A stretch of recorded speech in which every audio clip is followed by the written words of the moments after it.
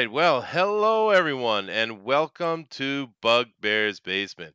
Now, today we're going to be talking about the news, of course, and we're going to be not the news. We'll get to that a little bit later. We're going to be talking about a comic book today. We're going to be talking about Suicide Squad, and of course, as you see, joining me today, we have a full boat up here. We have Beowulf with us. We got DeWolf, Denali. We got Doctor Wright. Hello, sir. We got Pixel. We have John Winter and of course myself. And there might be a couple other coming in and out as we go. So it's going to be a lot of fun. And before we get into that, I just want to, of course, give you our normal updates that we like to do.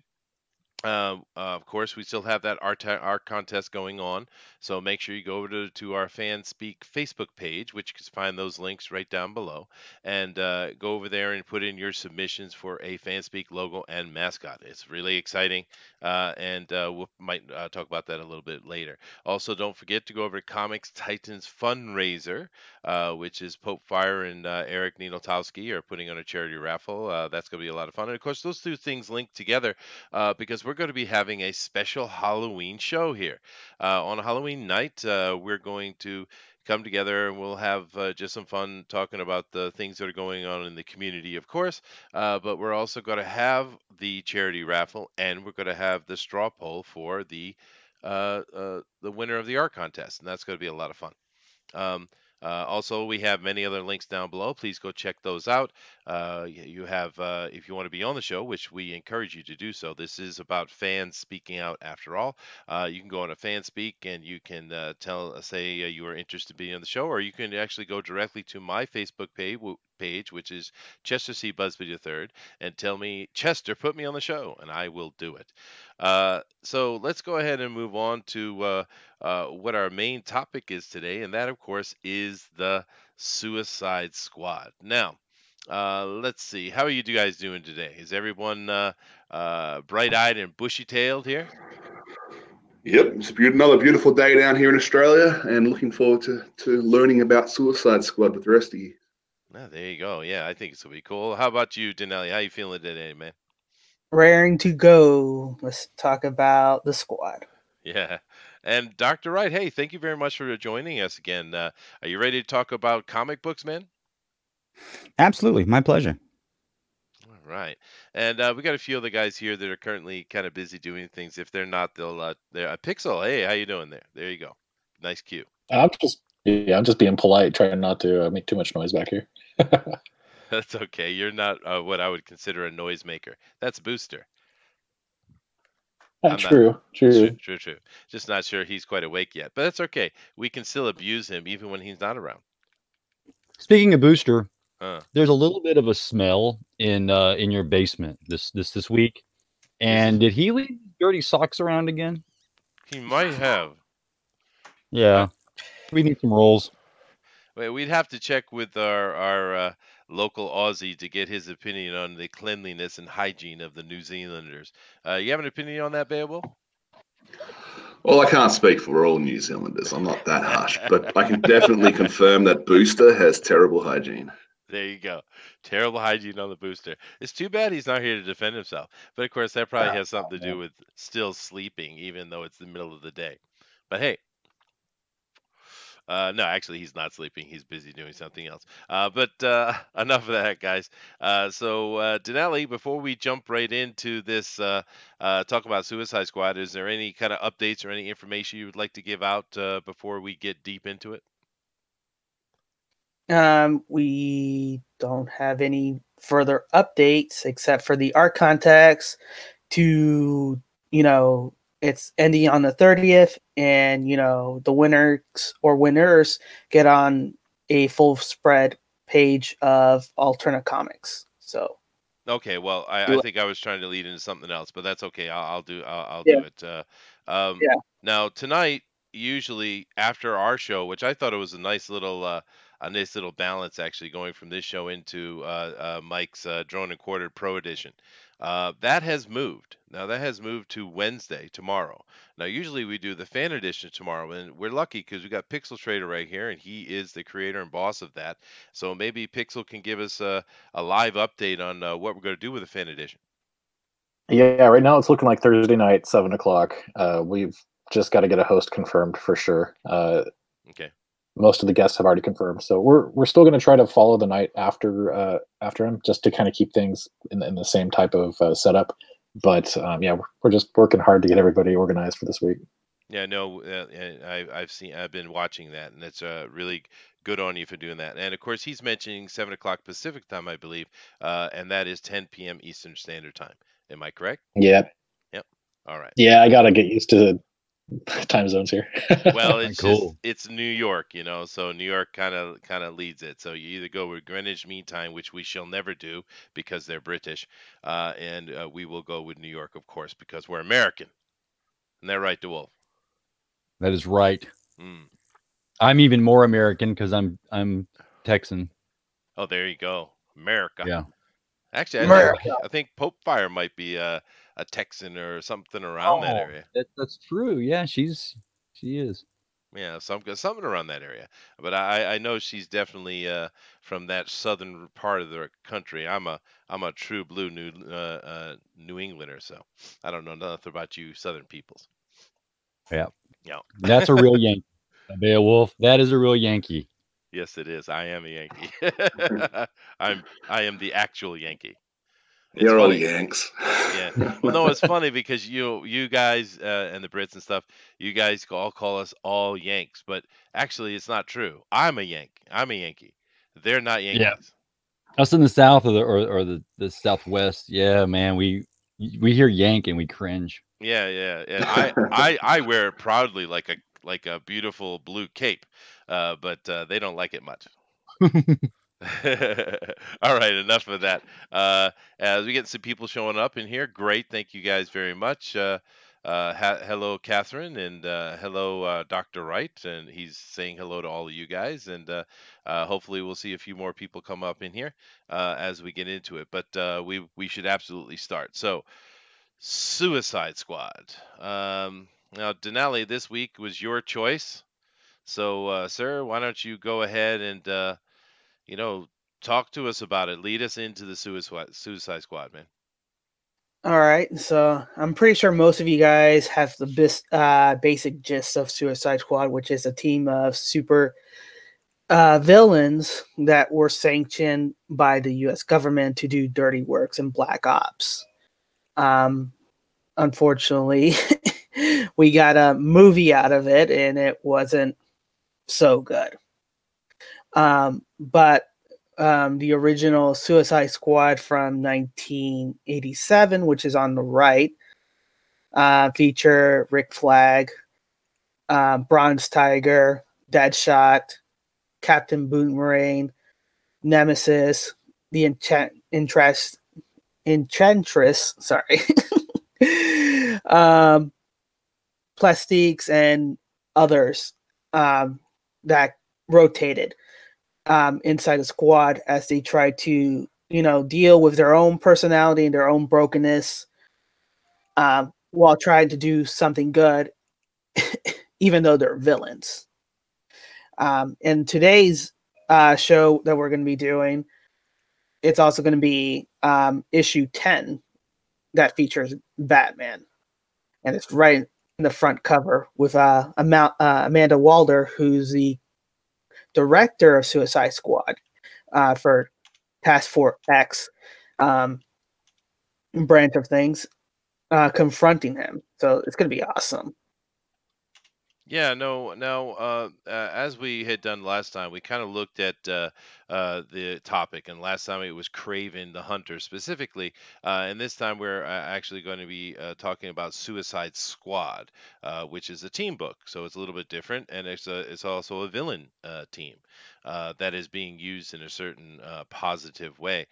So let's start off with everyone giving their general impressions of Suicide Squad. Why don't you go ahead, Beowulf? Do you have opinions or not? Yeah, so I'm not hugely familiar. I know as much as your general moviegoer and stuff knows about Suicide Squad. I haven't really read the comics before. I suppose I probably enjoyed the movie more than most of the actual comic book fans because of that reason. It's always good to go into the movies with less knowledge because you don't see all the screw ups. But yeah, no. Overall, it's a great concept. I have a question. In the movie, they have bombs put into their head, and that keeps them under control. Is that what they do in the comic books? Fair question. They Denali? have bracelets. Mm. That does the same thing. Okay. Yeah, no, I'm looking forward to seeing what you guys do and see if Denali can sell me on the on this Suicide Squad comic or not. Yeah. Oh, there we go. There it is. Got to see if Denali can sell it. I definitely have opinions on it, but I'm going to hold mine for right now. DeWolf, you want to go ahead and give some opinions or, the initial idea before we get into the comic Excel? Yeah, well, this actually came out during a time frame where I was not even reading DC. So I would almost say that I've got a more of a negative kind of a viewpoint of this whole era. And so you want to talk about selling it, really, really sell me on it. I knew of the Thunderbolts when it came out in Marvel. And in that regard, I thought that sounded more interesting in the fact that they were coming together as a group for their own nefarious reasons in the end, which I thought fit a villain team better. So in this regard, yeah, go ahead and make me want to go out and get a Suicide 1 through 10. Oh, that's interesting. How people going to sell it? Denali, you have a response to these challenges coming from Beowulf and DeWolf? Absolutely. So unlike the other main title DC comics, that they deal, they actually reference to other missions that they're doing behind the scenes for certain comic books, and they will layer that in. But you'll have a lot of deaths, a lot of drama, actual personalities, doing their own things, and you have Ric Flair, Flag, who's in the middle right there, center, who's trying to balance, what is the right thing, what is the wrong thing, who despises all of these characters, but he's working with them for the betterment of, the country and the world, so to speak. And he also has his own moral dilemmas and his moral judgment that he's following through. So it's kind of neat to see the interaction. Are villains truly evil, or are there some or can you be used for good? Can evil be used for good? Can they overcome it? No, that's interesting. That's yeah. Fair point. Fair point. Yeah.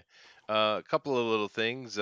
John, you definitely should shut your camera off. It'll slow down your bandwidth like crazy, man. Just click the camera icon and just shut it off and leave your icon up. Other than that, over here, I see some other people are starting to comment. Model 3, very nice to see you. That was very cool seeing your 3D art you did in the fan edition of Drone Record. That was really cool. Hello, Paul. How you doing? Hello, Tank, another artist. We also have the Dark Admiral March here. Okay, now you got to explain to me what's going on with that march. Now you're Dark Admiral now. Are we trying to have an opposition to the popes? We don't need any of that. No more of that. I would assume that everyone would agree with me. You keep saying that, and you're just encouraging that. I know I am. I'm trying to, actually. Okay.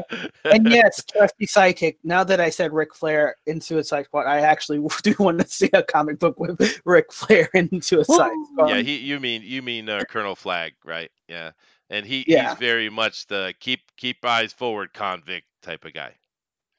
I like Flag, actually. He's actually one of the better parts of the book. And we got the DJD show. Aloha, sir. Welcome. All right, so let's keep going down. Now, Dr. Wright, this is 2 comic book reviews in a row for you, sir. You must have some interesting opinions on Suicide Squad, man. I do.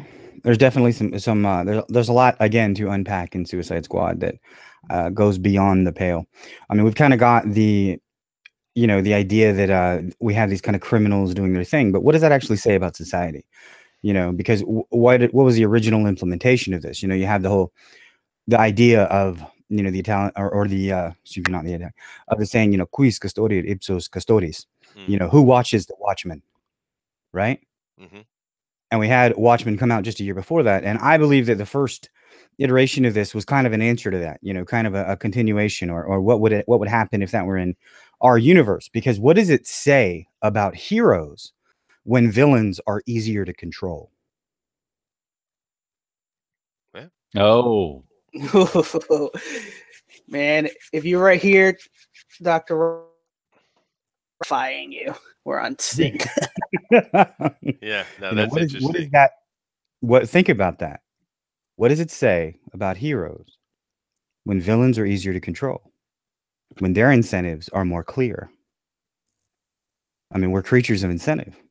Well, we base our world on incentive. We base our world on, you know, reward. I mean, Comicsgate is built on capitalism, on the reward of money, on the reward of fulfillment, right? So, what do heroes want? Is their want so difficult to actually achieve that it's easier to get a villain to do the job? That is interesting. I'm wondering how deep the thought had gone into the initial idea of Suicide Squad, but I'm going to save my opinion for later. Hey, John, are you available to speak now? We knew you were pretty busy. You want to jump in now? Okay, maybe not. That's all right. We'll come back to John. He's kind of busy right now. He'll let us know when he's ready. But we'll jump over here to Pixel. Pixel, go ahead and give us your initial, feelings on Suicide Squad in general, please. Yeah, so Suicide Squad I'd always heard about. I was never a DC reader up until just recently. The interesting thing is that at some point, you might have been in the Rebirth even, New 52. New 52 was the first time I actually collected a Suicide Squad book, and I really liked the concept of it, and I liked it even before, but I just never read any of it. So I started picking those up and really liked the story of the characters and everything and how they were Hmm. developed. Uh, One thing I got to say about the movie, I don't know who they had do the trailer. I'm pretty sure it wasn't the same people that actually did the movie, but the trailer was fantastic. The trailer was I fantastic. thought the trailer, yeah, by the trailer, that's what sold me to go see the movie. And it's a little unfortunate that they couldn't carry that energy through to the movie, but I kind of have to agree. It's really interesting commentary overall that you've got these characters that there was nobody else the world could rely on but villains to do the dirty work that they didn't want to do, to handle the jobs that nobody else would want to do. And maybe that's just because the things that heroes really can't. I mean, I know a lot of heroes, quote heroes or anti-heroes, will kill. But unlike Batman and the universe that these guys are in, who all of them have pretty much faced Batman, they realize that Batman's not going to kill anybody, and it's an interesting concept for sure. It is. And since we're waiting on John here, I will go ahead and give my opinion now. At the initial impression, you notice here on the screen I have two pictures up. I have the original Suicide Squad, which is the one we're talking about today. Then you have the Rebirth update. And as you notice, it's a very different looking thing. Of course, the Rebirth is trying to play off the movie, which we will be talking about that. But they have all the characters from that in here, and the original one was much bigger. And I'll wait until we talk about the movie to give my opinions on the new stuff. But this is how I've always seen the Suicide Squad. When I first heard about it, I think I was reading Checkmate in the 80s, which is one of the few DC titles I read. I'm a Marvel guy. If you haven't got that already, but I did read a few DC titles, and I read some of the Suicide Squad, and I love the concept of it. I think the concept is really clever and interesting. The implementation, however, might be another thing. As far as the using bad guys to do good things, see, I never saw it like that. I saw Amanda Waller and Task Force X as a very insidious thing that was there to do semi-clean assassinations, and I saw it as quite a negative thing. So maybe I take Batman's side on this, which is weird. Uh, but I've always thought Suicide Squad was a very interesting idea. I just don't think it's ever been done quite right. But Denali has a hefty job today. I think he's here to convince all of us that Suicide Squad is absolutely the most awesome thing. So, uh, Denali, today we're going to be talking about issue 10, right? Right. Okay. So, And go ahead. I'm going to stop. I'm going to stop sharing this screen, and I'm just going to come over here to the Hangouts. I just switched over it for everybody, and we're going to let you go ahead and bring that book up, and we start talking about it. So I am whiteboxing you, sir. Now, while Denali does that, um, uh, now I know some of you guys said you read some Suicide Squad here and there. Let's go. Let's ask the chat. How many of you have read Suicide Squad? How many fans we have here? Now I know that I had seen one earlier. A person really loved them, and that was Trusty Sidekick. Loved the Suicide Squad run. Awesome, awesome. I actually now who was it? I think it was DeWolf. Did you mention the Thunderbolts? I did mention the Thunderbolts. See, I like that better personally. Well, why did I like that better? Is it just because I'm biased? Um, it may have been biased based upon your like of Marvel and the characters were Marvel, but it may have also been that the world of Marvel was in need of Avengers because they were gone. And so these villains came together to act as them. But in the meantime, while they were gaining fame, they were doing it in order to, for their own nefarious purposes, to do villainy with that fame at a later time. Mm. So it's stuck with the sense of the characters, and it felt right with them still doing something bad, and you knew eventually something was going to happen, and then the inner turmoil happened because some of them actually did go good and plot. Oh, you just gave my English teacher brain pain, man. Done good. Oh. Done good. Yep. Okay, fine.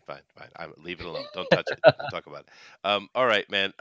Yeah, no. Yeah. Here's another thing on the point. I wish I should have prepped this. I didn't even think about Thunderbolts, but who is the writer on Thunderbolts, the original run? Well, what am I talking about? Denali. Who was the writer of Thunderbolts' first run? Shoot. Let's see. Okay. Um, Wow. I don't remember. I can go grab a copy. Yeah. Yeah, just find out. But I think the point I'm trying to make is Mhm. maybe the writer was better. I'm not sure, but I don't want to be too negative because, like I said, I love the concept of the Suicide Squad. And after we talk about this comic, guys, we're actually going to talk about some of the other media. And I actually love the animated series or the animated movies they've done. I love those. So, Mhm. it's not all negative for sure. I love the idea of it. But yeah, Danelli, get it up here, and can you bring that down a little bit on your screen? Let us see the title, please. There I think you it's because go. this is the SS. What do you mean? SS, the Nazi, elite troops. It's the SS. Oh, do you think they did that on purpose? No, I think Booster would be making a joke at this point about, Oh, like you're trying to fill in for Booster? Oh my. No, I'm not. I'm trying to. Things are going to go south, people. They're going south. Yeah. That's all I got to say with that. Okay. But So, and we have to say Thunderbolts. Just to finish that before Denali takes over there here and gets into this book. yeah. Thunderbolts is not a good name. It's a horrible name. Suicide Squad is an awesome name. That's straight up awesome. Yes. Yeah. Agreed. Yeah. The chat's saying that it was Busick. Kurt Busick was the original writer on the. Kurt Busiek. Yeah. Yeah. See, I don't know. I mean, I don't want to be controversial, but I just Ostrander here is the writer for these early Suicide Squad. I don't know how long his run was particularly, but anyway, Denali, go ahead, man. Yeah, I believe the full run, the first full run was Ostrander. Wow. But Yeah, but to go with it, you have Suicide Squad, you have the bullet holes, to give you that impact that, that they will die, and they do die in the first couple issues, that one of the characters do die from Oh it. yeah. No, this is issue 10, guys, and their Yeah, blood has been spilled. Not only yeah, death, but we got a bunch of these villains injured as well, or Task Force X team members yeah, down. So yeah, it's serious. They're not playing around. That's true. yeah. So they're already reminding you, it's like they will bleed because there's red, the whole red um, part of it, just to show red blood life, and they're behind bars, so it makes it sense. Then we come down, and what's the image that you see? You see Batman, and you Yeah. see Amanda Waller, and you see Batman unable to do anything. He's actually placed against the wall, and all she's doing is pressing one finger on him, and he can't do anything about it. He has to stand there and listen to her, and she's in control of the situation. Where normally Batman is in control of the situation, he is not in this page. And this is what the whole theme is going to be about on for issue 10. Batman is not in control of anything. And who's in control? Amanda Walder. Mm. Yep. No, absolutely, and that's kind of what's going on in the issue as well. Why don't you jump down to It, the first page? Go ahead, Beowulf. I was just going to say it is a very powerful and provocative image to see Batman with his back against the wall like that. Yeah. So I'm just letting you guys have any comments. Dr. Wright, do you have any comments before I move on? I think it is a powerful image and it's a powerful comic book. It has a great story. But just in what she's doing, you have kind of the oncoming society. You sort of think of I think great art continues and has nuances in the future. So what have you got here? You've got a very powerful, but not physically powerful, but a very powerful black woman pushing Batman, the rich, affluent superhero, into a corner. And he's afraid. Like, he's pulling back as if her finger is going to put a hole in his chest.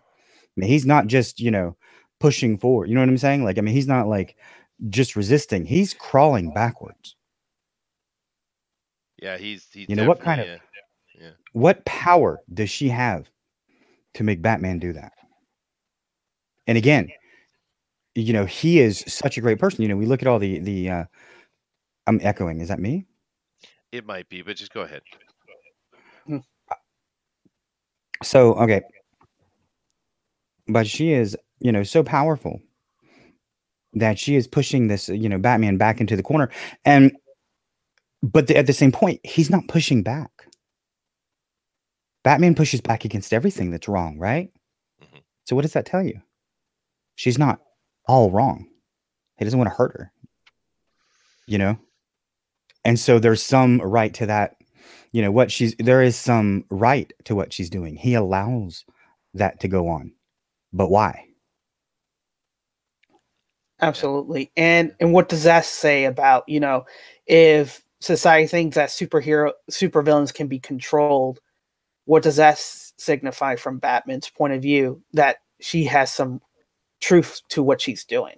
Exactly, because Batman in the comic books has always been a kind of representation of even though he's rich and everything else, he's a man. He can be hurt. He's vulnerable. So he is how we live through these superheroes, because he is a man among gods. And so here we have a woman, just as flesh and pulpy and vulnerable as he is, pushing him into the void. And it's Yeah, interesting. and they could have used anyone here, but Batman is the biggest anti-hero, if you will, right? Of DC. He represents that He's a dark the, knight. Don't use that the Dark anti-hero Knight, word. right? And so you've taken him and you've said you're not dark enough. Yeah. That's right. Yeah, that is exactly right. Yeah. Just let me interject real quick. Mhm. Over here in the comments, Trusty Sidekick is absolutely a fan of Suicide Squad, and uh, is giving some pretty good information down here. Yes, I do remember Trusty the episode in Justice League Unlimited, which was amazing. I love that show. Of course, I watched it with my children. That's my excuse, but I love that show. Uh, and the earlier Suicide Squad came out of Legend series, and that's pretty interesting information. See, I got hooked on it initially because of Checkmate, and I went over and saw Suicide Squad, so I didn't read that.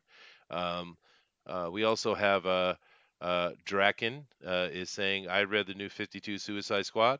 It could have been good, but what they did wasn't very good. Unfortunately, a lot of people didn't like the new 52. I think it was a missed opportunity, but Rebirth seems to have been a good move. So let's see.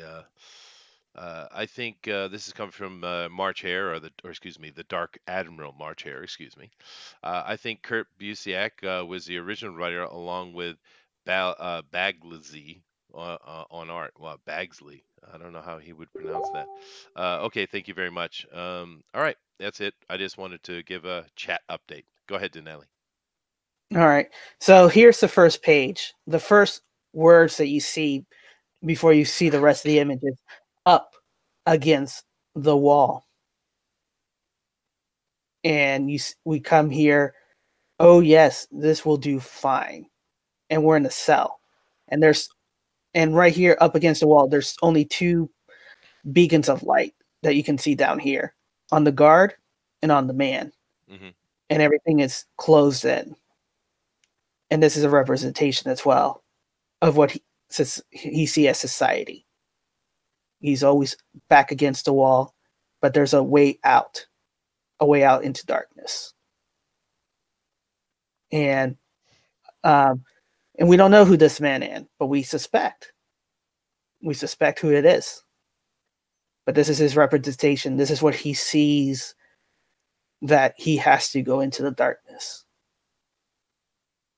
And then the light turns on, and we're in somewhere else. And we're talking about, what's going on, about, the inner workings of Suicide Squad, the ground crew, the prison that they're in, and people making choices. So why almost no one else who has a choice, including the wall. And people are like, you always have to find the light. You always have to know where you're going to be. And who is the wall, Denali? Who is the wall? The wall is, it can be a different interpretation. It could be the society against you, the hubris of your own thing. It could be, but that's not what he's saying. He's being very specific. He's talking about Amanda Waller. Yeah. I think I think it's interesting because a lot of people, I think, like Beowulf had mentioned, a lot of people's experience with Suicide Squad comes from the animated series and the movie. And Amanda Waller, of course, is a main figure in the Suicide Squad. I mean, she runs it. But when the initial stories are going, they didn't refer to her or interact with her in the same way that the other media does. They do call her the Wall. And I thought that was kind of interesting thing they left out. Well, going with that, to get to the wall, so to speak, there's different walls that you have to reach beforehand, and she's at the end. This is where the buck stopped here, basically, because the way that they comes in, they hit a wall.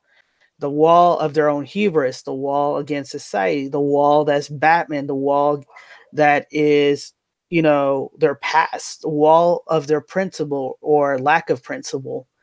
And they meet the ultimate wall that's represented and is embodied by Amanda Waller.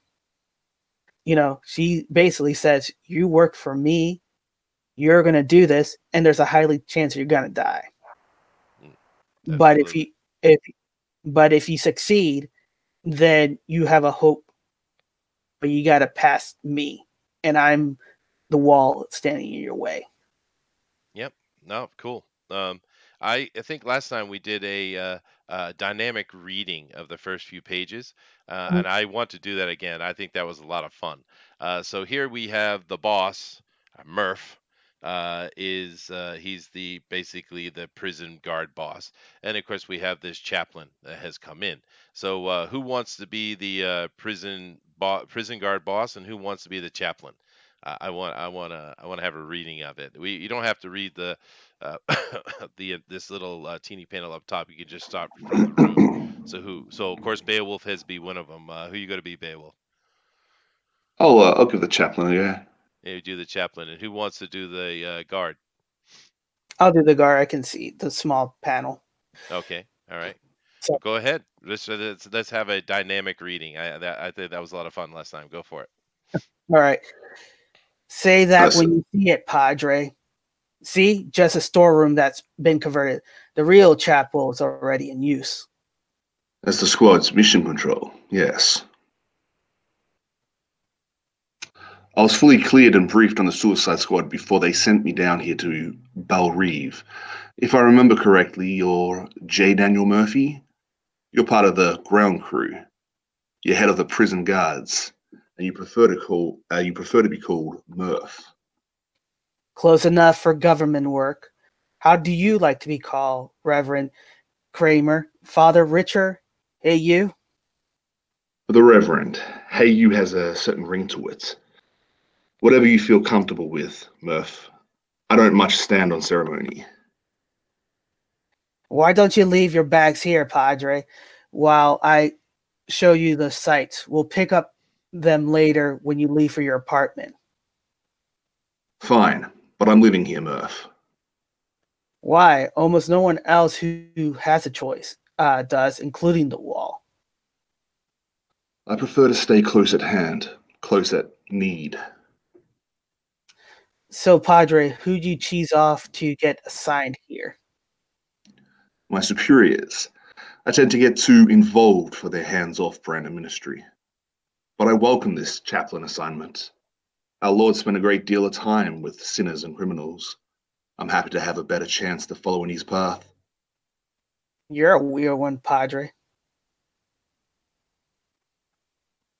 So my superiors say. I hear you're none too fond of your job. Hate it, but I'm good at it. Don't give two hoots for the regs, so long as the job is done right the first time. So I don't have to mess with it.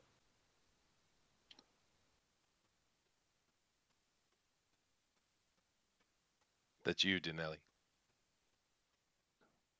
Oh, that's me? Okay. I keep trying to quit. They keep giving me more money. It's a vicious but remunerative circle.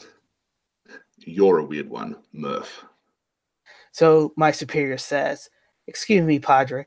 Got a call. Murph here, what's up?" Duchess has got it in the armory again, Murph, and we can't get her out. On my way. Who's this Duchess? I don't remember seeing her file. One of the mission team, Slipknot, got his arm blown off during a mission out in the swamp 4 weeks back. The 6'2" broad finds him and brings him back to Belrive, kicking in our front door, or so does so. Decides to stick around, and it seems to know more about us than she should, so we let her. And if she knows her name, then she's not giving it. My man started calling her Duchess because she's so damn high-handed. Also, if John Wayne ever came back as a woman, he'll be her. Duchess, what are you doing here? We told you the armory is off limit to you.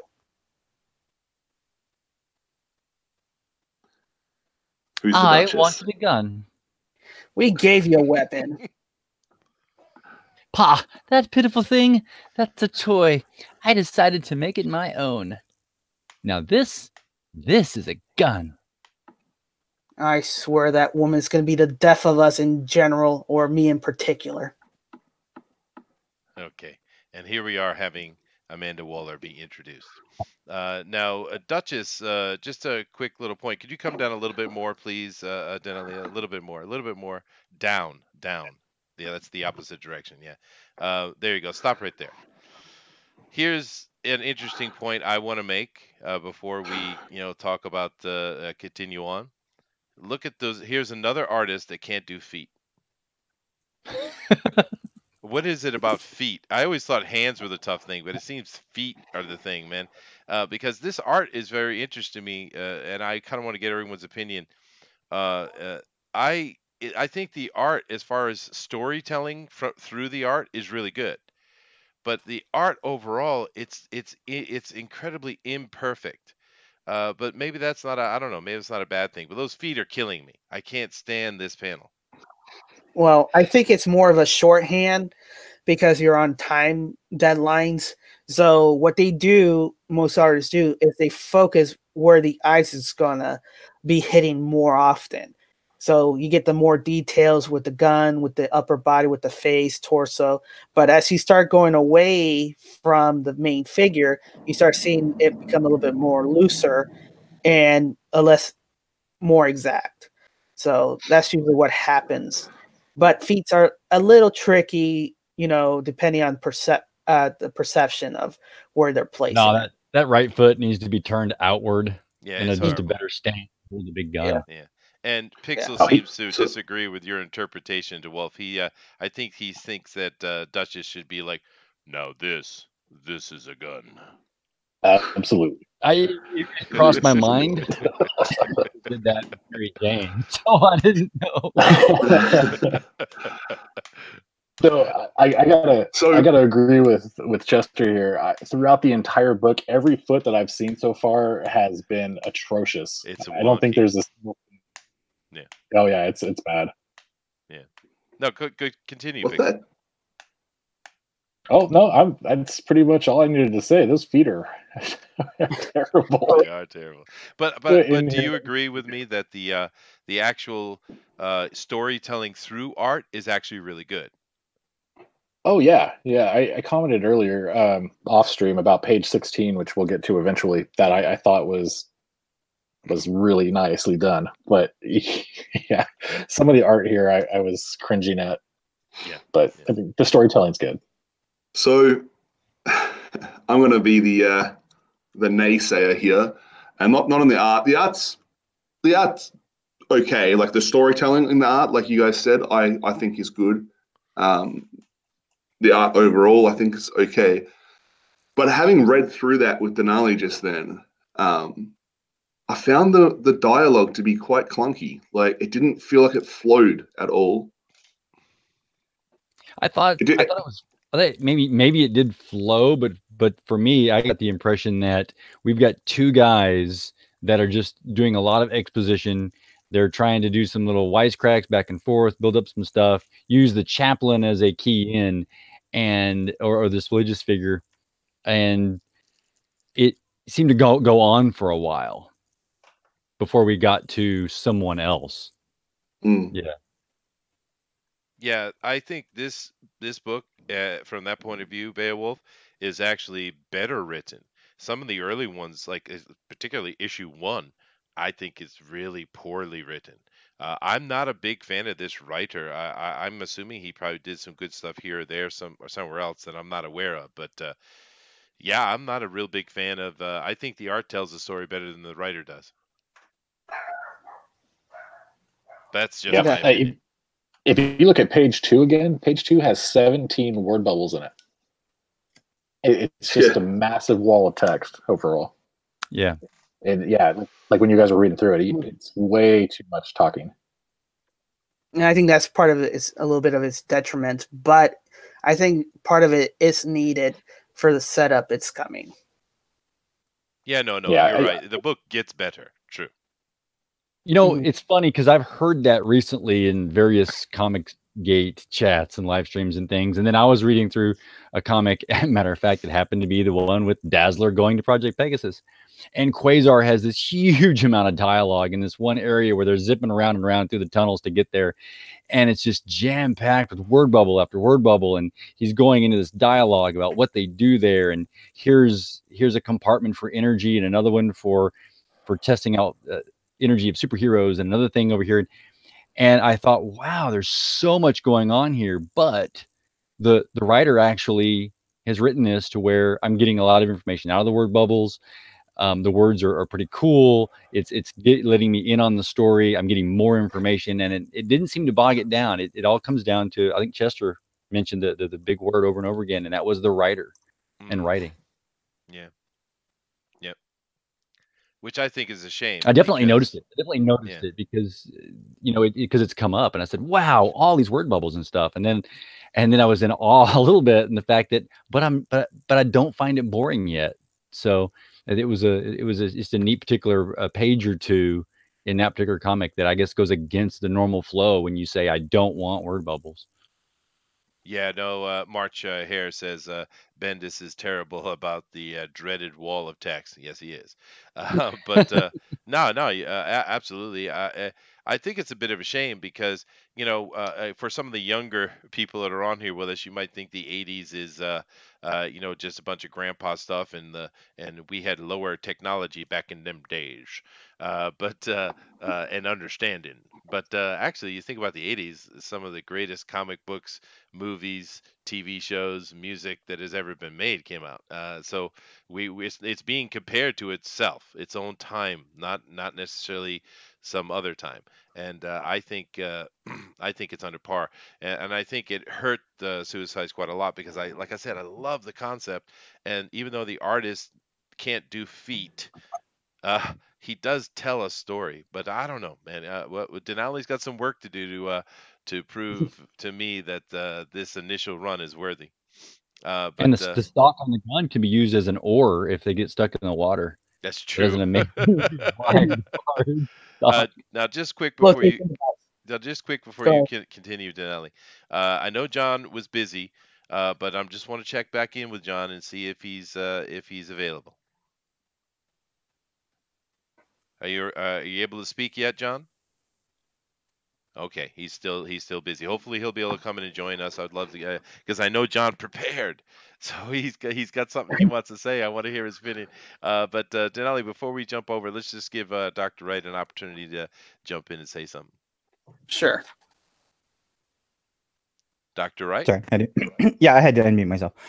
Yeah, I mean, I think that the story is. I think they're trying to kind of follow too much of Watchmen in a lot of Suicide Squad, and that's why another reason why I made that quote is they kind of are trying to because I mean if you've if you have read the original Watchmen, it's a lot like this. I mean, Alan Moore obviously is a bard. I mean, he's one of the most amazing writers there are, so we can't really compare that. But this guy obviously is trying. I mean, he's following that same kind of panel structure. He's following that same kind of basic storytelling, the sort of short gesture movement within smaller panels to kind of denote specific actions and, specific techniques and why they're going to do things. But he's a little heavy-handed. Like he doesn't use as much imagery or symbology. The characters that are being used here are not as nuanced, interesting, or complex as the characters that were in Watchmen. And so what you've got are kind of heavy-handed political diatribes, really. Like again, you've got the Batman. I mean, they could have used somebody like the Vigilante. That would have been interesting. Yeah. They could have used, one of these other characters, like you were saying before, like Checkmate or Manhunter. I mean, he's even mentioned in here. I mean, it's almost like that would have been more interesting, but we didn't do that. No, we went to okay, we're just gonna go here. All right, and it's heavy-handed. You know what I mean? It's kind of like punch you in the face, basic. And a little ham-fisted. I mean, the story's not horrible. No. It's just not as good as it could be. It's like something that, you can get a story, you can get a collection of loose ideas, put it together, put it on a page, give it some plot points. And that's kind of what he's done. He hasn't refined it. He hasn't, spun it through a funnel, let it come out at the bottom with a distilled, concentrated, focused version of itself. It's not that. And that's what it's missing. It's a little all over the place. There's some inconsistencies.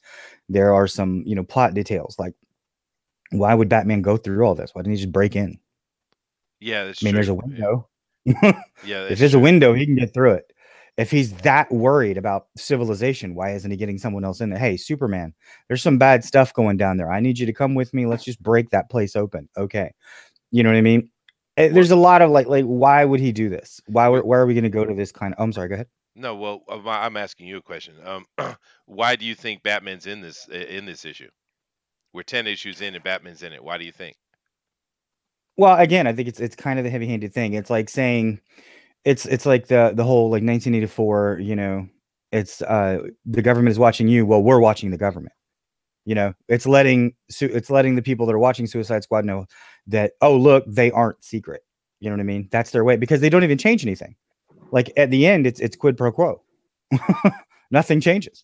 That's true, but I felt also that it was a little bit of let's bring in some star power to try to pick up this book to put Batman on the cover. I mean, it definitely could have been commercially. If it was a kind of failing or it wasn't working. I mean, let's face it, Batman's always been done that way. Yeah. You know what I mean? But in this particular story, what he's used for is just kind of heavy-handed. And like I said, there's nothing that changes really. There's no development. Yeah. Well, let me give you a couple little teeny bits of dialogue from issue 1, just to give you an idea on this writer here. Like for instance, they're at an airport in the issue 1, and there's an attack going on, and of course it's Dixie Air that they're using. Okay, well, all right, I guess you could have a airline called Dixie Air, but then of course it's Flight 123.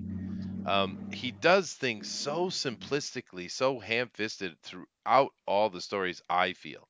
That's why I really don't care for the writer, and I don't want to be mean because I haven't read a lot of his stuff, so not enough to make an opinion, but I just feel it's really ham-fisted. But that's me.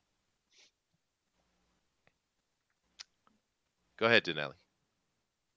Well, sometimes hand-fisted works. Sometimes. Because sometimes ideas can't be subtle. It has to be overly stated. Comparatively, if this is going to be a response, and based on what Dr. Wright is saying, this is a response to Watchmen, then they have to be kind of like heavy-handed, and it comes through with Amanda Waller in the issue. So you can even place Batman as the stand-in for Watchmen and say, listen, you may be superheroes and you may be doing all this, but we're, as a society, we can overcome you. And you, even if you don't like it, you have to accept it. Kind of deal. Well, let's see, because this book does get better. It absolutely gets better.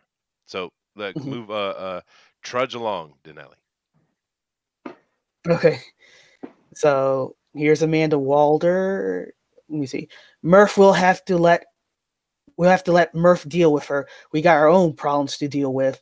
Nightshade, Bronze Tiger, and Slipknot are all laid up in the infirmary, and our chief doctor's dead.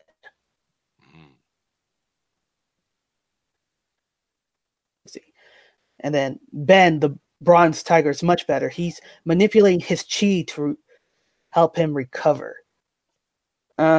Sure ain't you manipulating his chi, girl? Oh, Miss Walder. We're short a mission leader. Flag, the obvious choice, except you're down on a guy, which personally I never understood, but hey. Dr. Grace Death has chewed him up to be effective. Let me tell you something. My own husband was like Flag, all duty and noble and suffering. Then one day something happened and a cracked men like them do stupid things, get themselves killed, or maybe others too. Besides, Flag was never my choice anyway. Been stuck with him. Has yet to show me anything to change my mind. I don't think Amanda Waller sounds anything like that. No, but I'm moving on. But I'm thinking something interesting is, if they're still getting used to writing for comics, and as I'm reading this sounds more like a radio drama to me, because before comic became a whole thing, because it was around the same time people listened to radio drama. So I wonder, and even though television is a big thing and all that stuff, a lot of this kind of has those echoes of radio drama.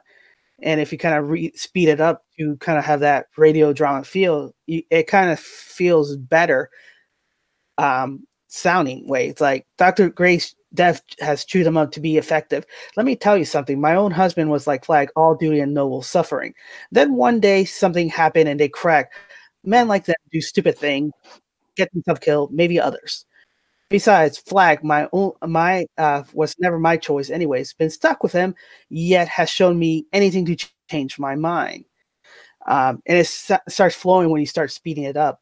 But another thing about this exposition is you're telling a lot of story right here, kind of like the wolf said with Quasar, that she's been married, that he is like Flag, all duty and noble bearing. So she understands that personality, and she's seeing that happen to her husband, implications, and she also knows that Flag was never her first choice because of those personalities.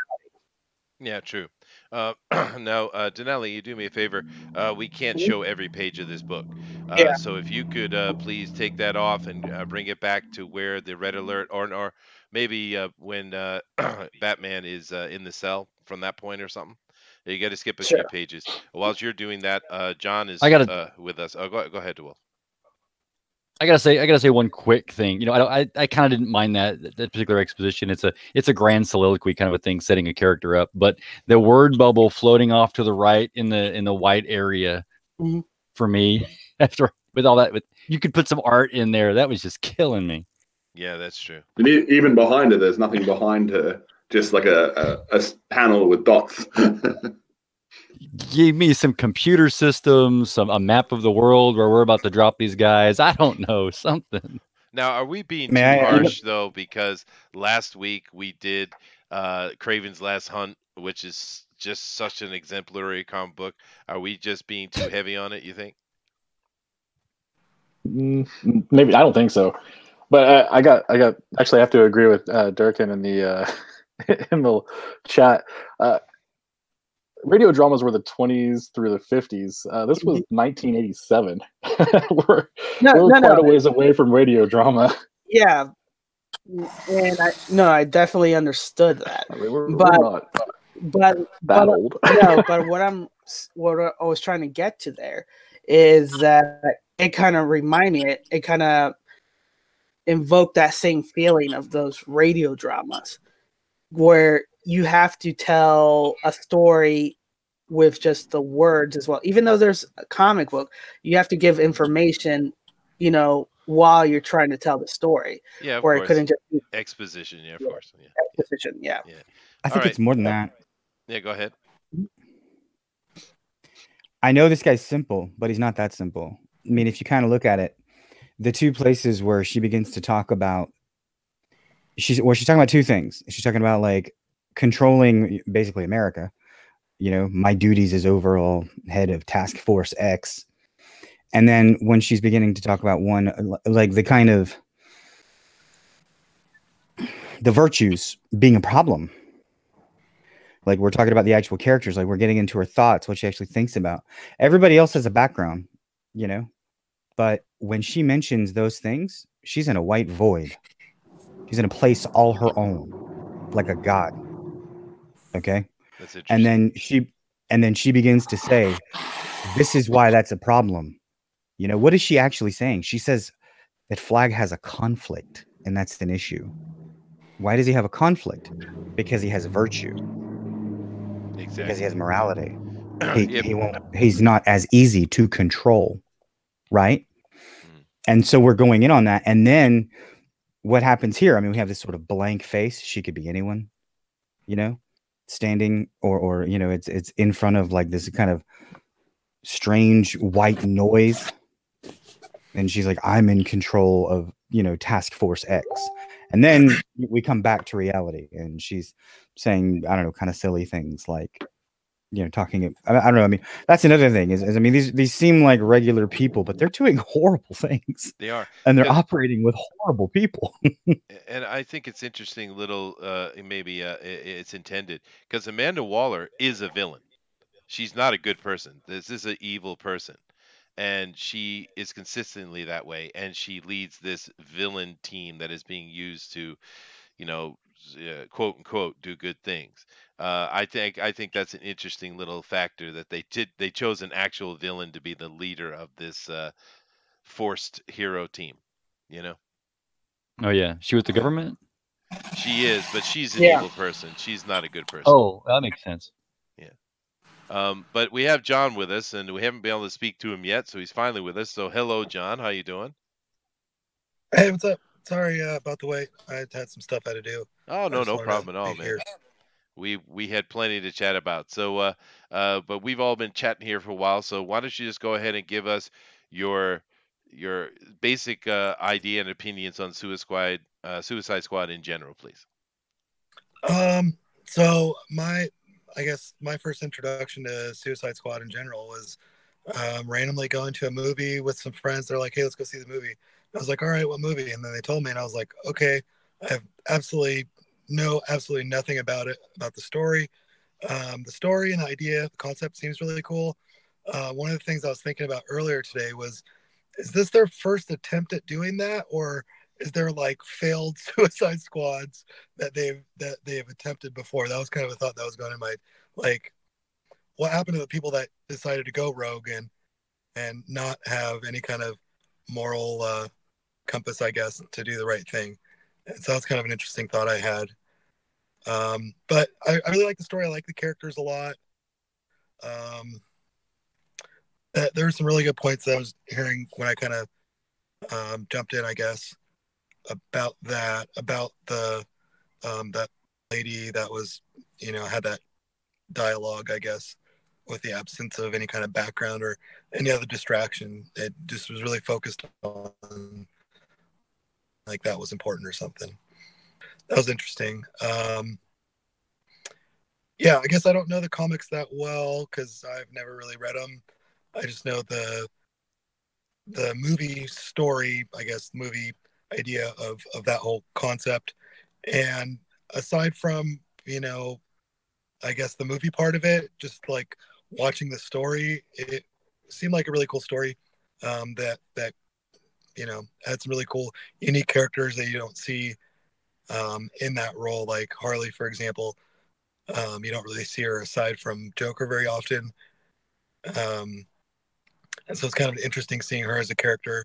And then I guess some of the other characters that were kind of weird and I've never really seen before. Oh no, that's I don't cool. know. And we're we're going to talk about the movie a little bit later, and so you'll have more input on that. We're talking about the original comic run right now, but it's kind of interesting because some of the guys here see the panels and look at the pages and they see depth and they see meaning and they see this a very deep exposition, whereas other people just kind of read through the comic. And I like that. I like the fact that we have this different kind of way of seeing things here joining us in the panel today. Sure. I think, I guess, like, to me, it depends on how fast you read through. If you're just skimming through and trying to get through the boring parts for some action, you could really miss a lot of, like, story development and what they're actually, where they're trying to take the story, I guess. So I guess if you're actually trying to read the story and get into the story, it is kind of like, to me, it's kind of neat that they leave some voids of artwork in the background to kind of, focus you in more on the verbiage and what they're actually trying to say. It's kind of dumb because it's not what you expect out of a comic, but it's, in a way, it's kind of neat. See, for me,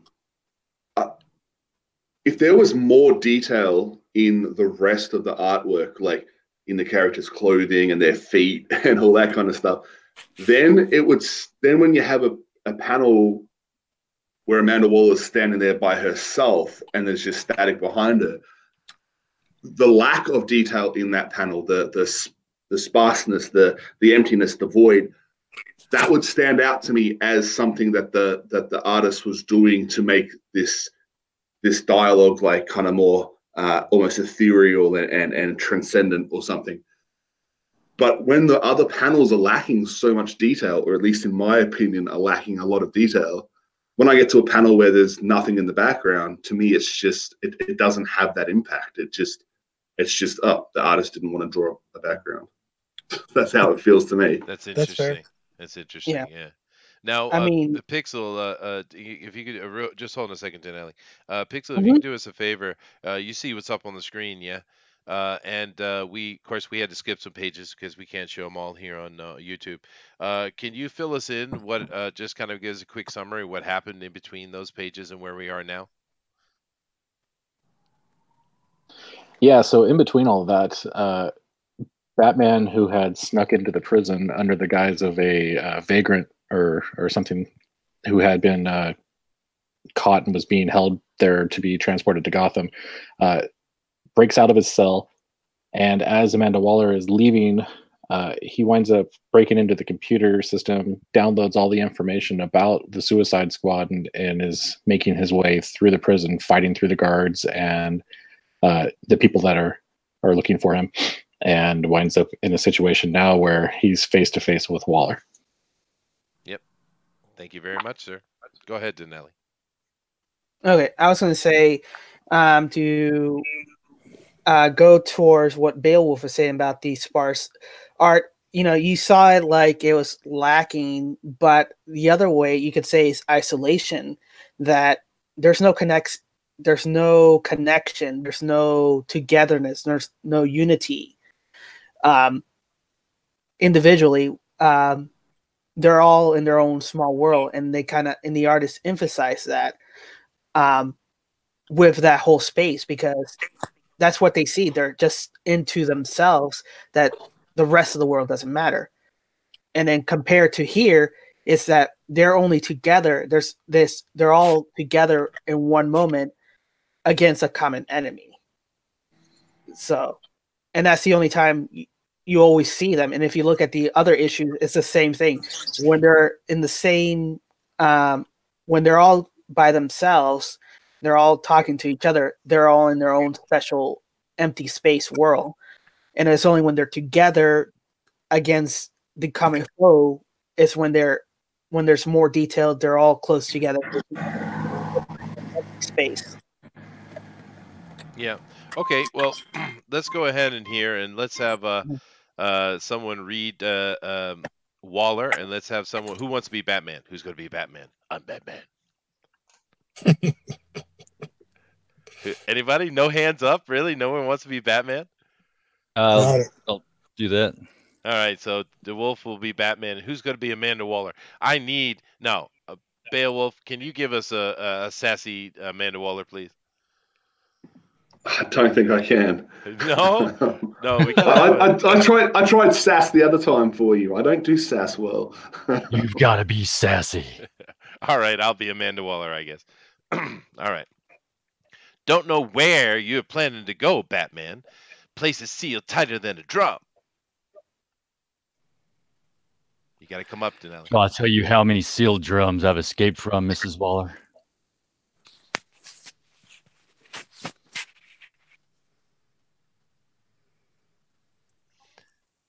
What's your problem, Batman?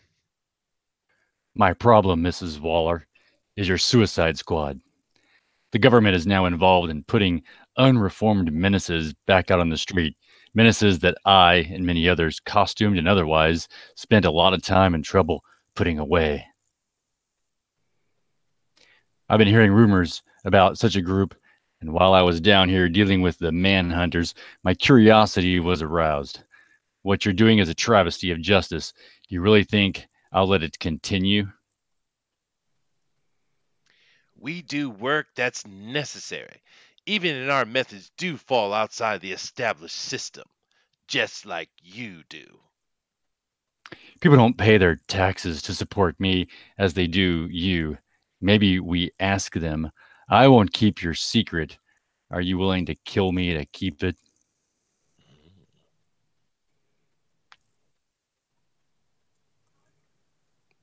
I'd kill you, Bats, for the sheer pleasure of it. If you could have, you would have by now. Or aren't you aware that you pull your shots around me? No. I won't say our secret identity isn't important to us, Batman. Just as important as yours is to you. We know how you got in here. We know what aliases you used. Who helped you? You didn't wear gloves in that cell, Batman. We got a nice set of prints. I promise you that. If you blow the whistle on us, I will find out who you are and do the same to you. Give me the disc and your word not to say a word of this to anyone, and it all gets wiped. And you expect him to keep such a vow? He's Batman. Very well. I do so vow. I'll find another way to bring you down.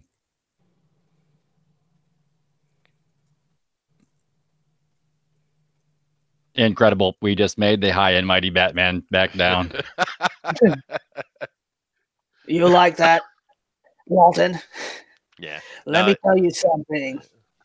That man is worth any of 10 of creeps like you or Boomerang.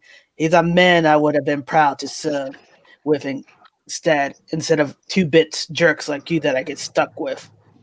And now that man is my enemy just to protect scum like you.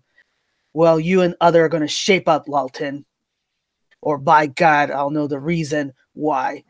Ooh, that's dialogue. This is Waller. You can put the Colonel back as mission leader, John. He finally showed me something. Why has he got to pull the Aussie into that? Why has he got to mention Boomerang? Racist.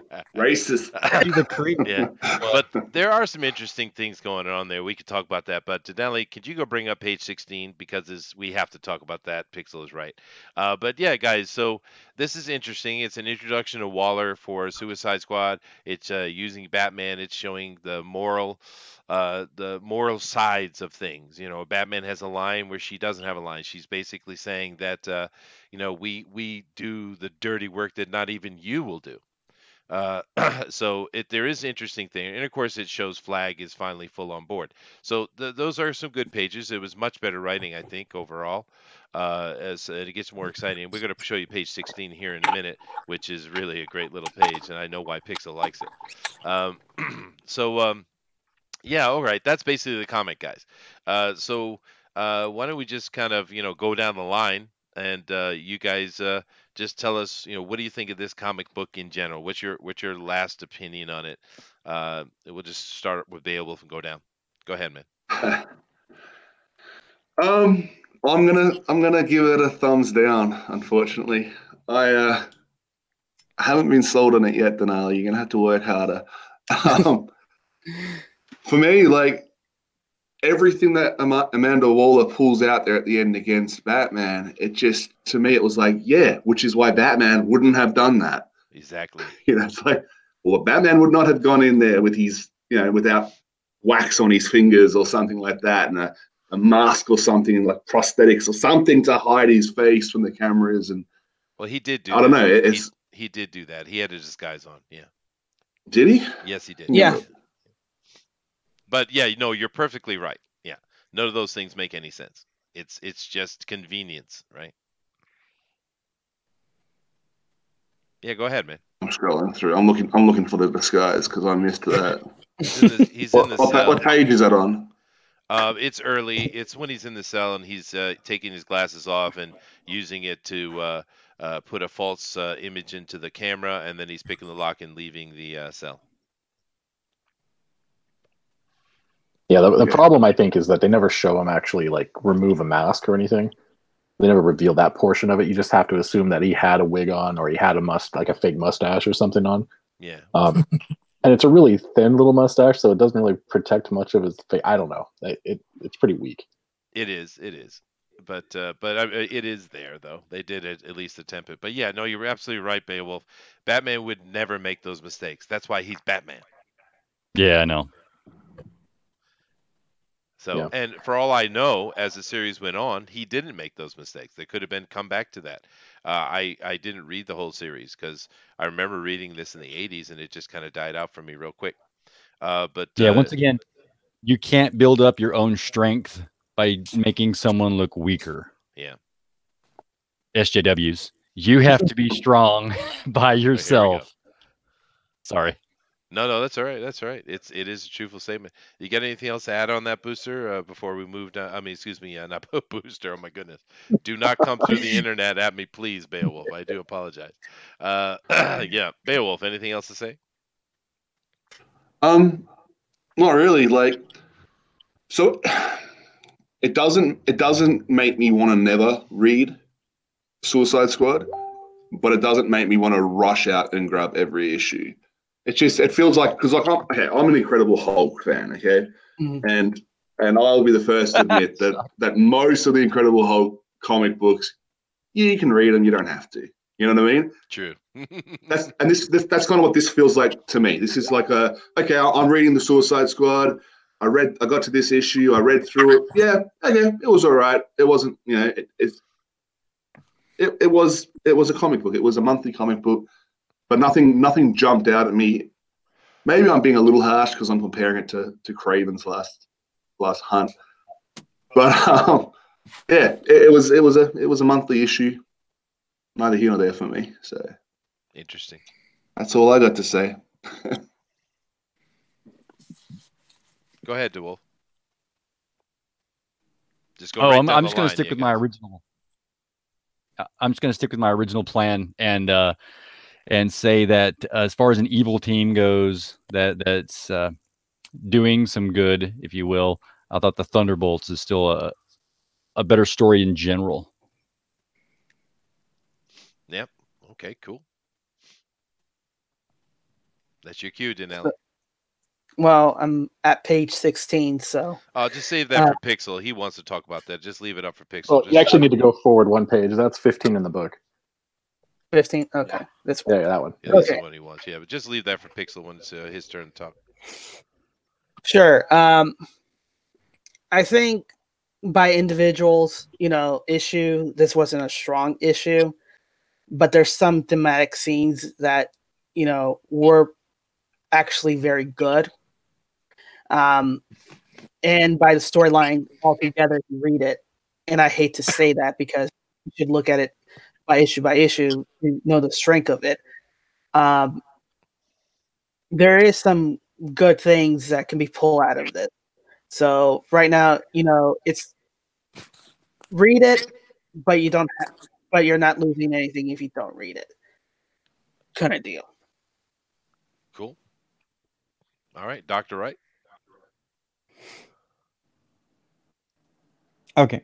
Yeah, I mean, this one is interesting, but I mean, the whole series, like the idea of Suicide Squad is more interesting than most of the comics. Just the kind of concepts behind it.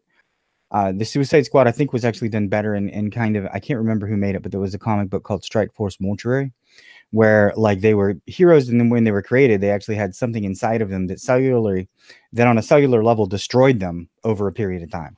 So they literally only had a certain amount of missions before they died painfully, and they knew that, and so it was kind of a built-in like rising tension and conflict within this. I mean, it's like, other than the conflict that you kind of contrive, that you create on rails, where is it? Yeah. I mean, what actually makes the reader invested in these characters? The closest that you have is Flag, and then you break him and you make him just another crone. That's true. So it's almost, it's like one of the worst things that you can do. I mean, the whole reason why she likes him now, and she's like, oh, look, he'll be angry. He'll push them. His virtue is gone. He's willing to break it to do this because, he's angry that they angered somebody he likes. She's like, oh, I can control him now. That's great. But I mean, that, I don't know, like that destroys the conflict and tension of the story. Well, it's also another point is the whole villain, it's not the external villains that they're facing off, but the internal villain. And that's, as Chester pointed out, it's Amanda Waller. It's her finding out how to control everybody, and the method of control. And that's why she doesn't like the superheroes, because she can't find that method, that breaking point for them to break their principles. And that's why, that's one of the things is, Batman will never break his principles, even though they're not doing that. And that's not Batman. That's why the heroes are inspirational, because they inspire people. It's like, no, do the right thing, stand up for your beliefs, stand up for what is right, because if nobody stands up for what is right, you're going to allow people like Amanda Waller and people like the criminals run the thing and say what we're doing is right. And Flag, it's just an example of it, showing a man of principle, but he eventually submits to it. And that's that's the lesson is, if you allow them to take hold of what you believe in and what your principles are, and you make those compromises, you will fall down along with them, and they will have control over you. Now, I just want to jump over here to the chat real quick, Danelli. Draken says that Batman has always been rivals with Amanda Waller. They've always made Waller bigger than she is, as if Batman can't touch her without revealing his secret to the world. It's never done well. That's an interesting point. But this follow-up one I think is more interesting. They have bombs implanted at the base of their skull. I don't know when that started. Well, we're going to talk about when that started here in a minute. But initially, if I'm correct, Denali, they had like bracelets, or they had something else. It wasn't implanted in them. It was actually some piece of equipment put on them. Yeah, and I think one of the issues one of the villains were able to dislodge it and everything, so they decided to put the bombs in the heads, and that's like later issues, like around 20 or 25. Yeah, it does come in later. But now I know Pixel's been sitting here waiting to talk about this page, and it's like it's the best page in the book. So go ahead, Pixel man. Yeah, no. So like the whole book, we've kind of dissected as far as the art and stuff goes, and this one's kind of simple, but I just really liked how they went with kind of a video game kind of feel to it. I mean, this is mid '80s. You've got the Nintendo kind of running the show right around this time. It just fun games and things like that. So you see this like first person view of Batman about to get shot. He ducks, and as you make your way down the page, you get this nice fist right in the face, right, just telling you what's going to happen, and then boom, he's cracked in the head. It is cool. But I thought Deadshot never misses. True. Yeah, he's never supposed to miss, but apparently he's missed Batman on purpose multiple times.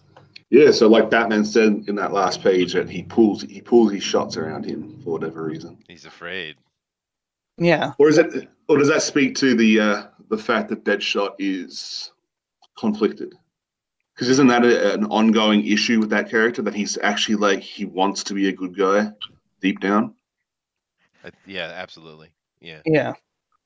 Yeah, they're always dealing with that, and there's an issue earlier where he knows he and one of the villains they're going after, which is William Heller, I think it's the name of the character, Denali. But they grew up together and they were friends because he comes from a very rich upbringing, and he's always conflicted in that way. But the thing that came to my mind, Pixel, when I saw this page, actually, I was thinking the same thing when it came out. Was Go 13. Yes, exactly. I was trying to remember the game at the time and I couldn't, so I just referenced Nintendo. But yeah, Go 13, straight up. Yeah. I'm so glad you guys saved that for me, because I first saw it and thought this looks horrible. And if he's such a great shot and all, where's his mil-spec hash markings? That's a terrible thing. I'm just gonna tear it apart, but the last panel, I have to say, it does have a good bit of action. It's got you can tell he's flying backwards. Batman is in a nice pose there with the follow through. That's a good shot. The rest of it, but the foot is still screwed up. Come down, Denelli. The foot is still screwed up. Look at it. Look at it, dude. This guy can't do feet to save his life, man. Okay. It's the Grinch.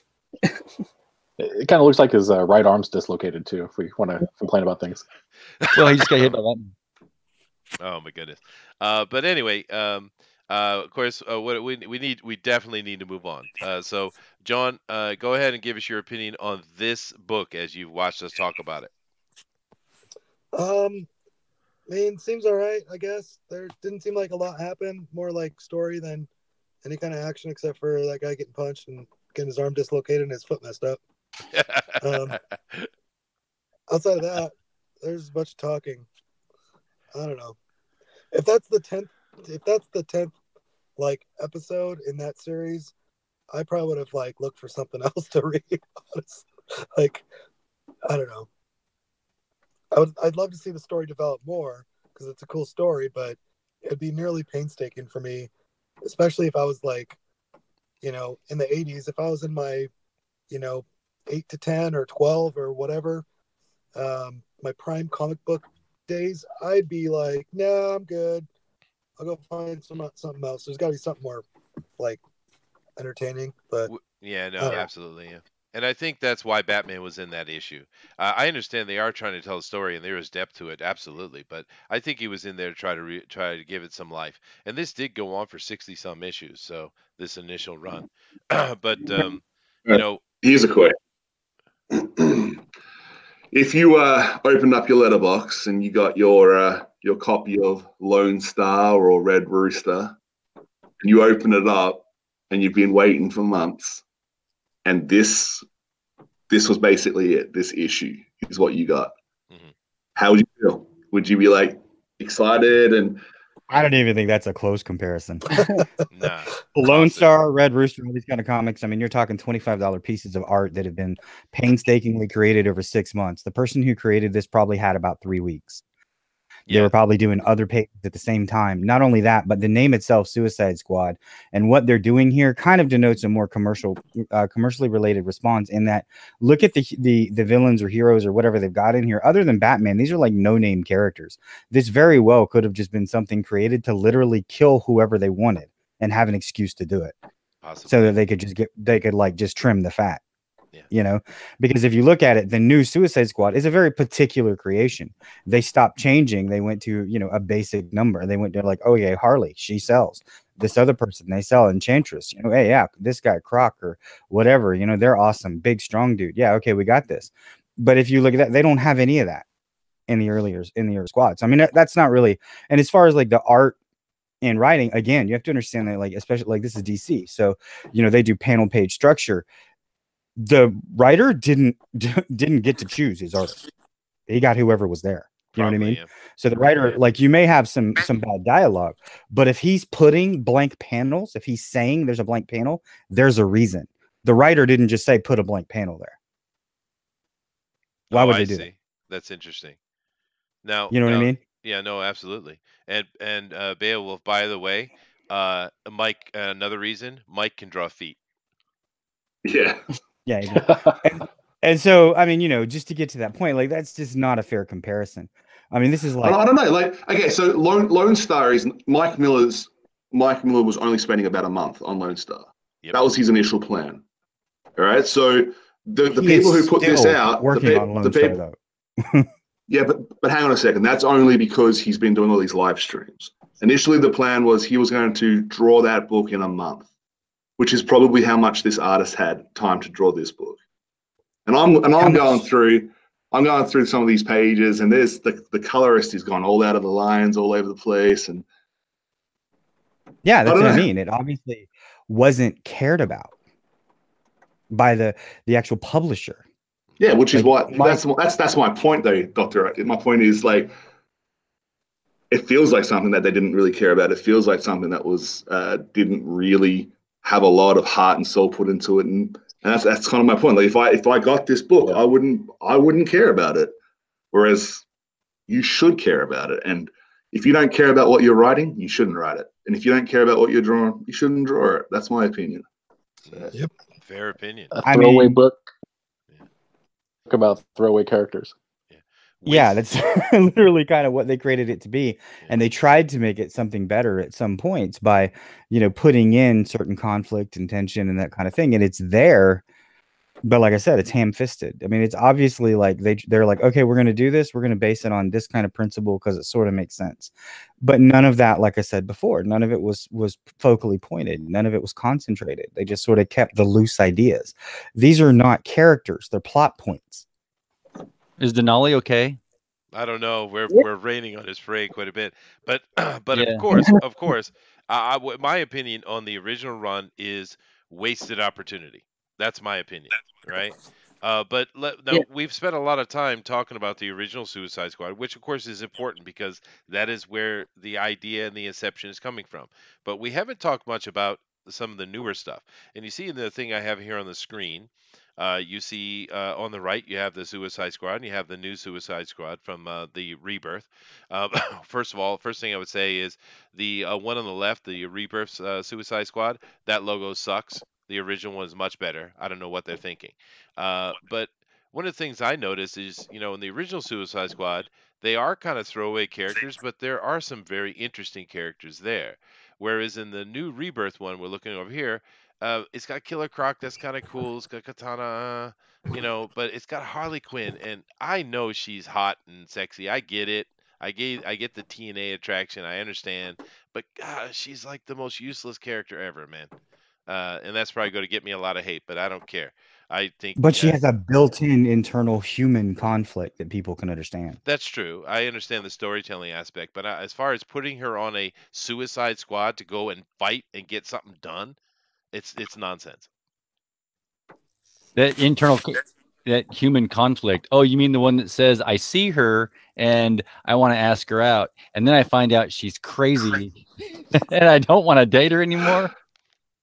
No, that she's someone. I mean, I'd that's the still whole ask her out. point about the subtext. Okay, anytime there's a character, all right, anytime you write a character, unless they're the blandest thing possible, you have to have a background, right? And everything they say has a subtext. When you talk to somebody, your environment and what you've learned for your past whatever years of life comes into the conversation and how you reply, right? Well, that's how it's supposed to be presented in the comic books too, all right?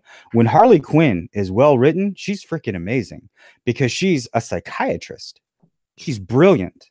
Okay. And she was deluded by someone, she took pride in being intelligent and being wonderful and all this other stuff and helping people.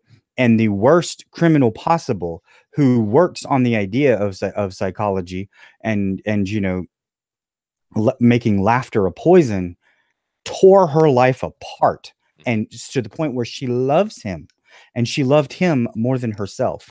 And everybody has had a point where they had something like that, where you had a crush or something and you did something stupid. This is just the epitome of that. And it's interesting. It is a built-in, and like I said, when she's written well, she has that. Like when in the is it the Injustice series? I believe it is, where she talks, where she fights Joker and she, battles him, and there's that psychological bro. And when she fights him, that rage is just evident in every page. And she's like, I don't want you to talk to me anymore. Just do what you're supposed to do. Lie there and bleed. Yeah, There no, you go. I am. Let me reiterate. I am talking about combat only. I understand the value of the character. That's why she's so popular, other than her being cute. I'm talking Yeah. combat. I'm being very specific. You're talking And about from the point of view of Amanda Waller. Why would she choose this person? exactly. Why is they keep putting her in the comics as some fighter? She has no combat background. She's just a crazy, actually, like you said, she's a ex psychiatrist, crazy lady who's been broken by the Joker.